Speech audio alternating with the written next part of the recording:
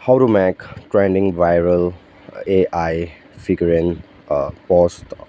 To make this, what you need to do is that it's very pretty simple. You just need to go to in Play Store or App Store, and then here you have to search for uh, Google Gemini. Okay, now here this is the application. Just open it, and then here just you need to search. Click on the plus icon, and then go to gallery and then search for a full size photo. Okay, so let me just search for one full size photo here. Let me just go for it.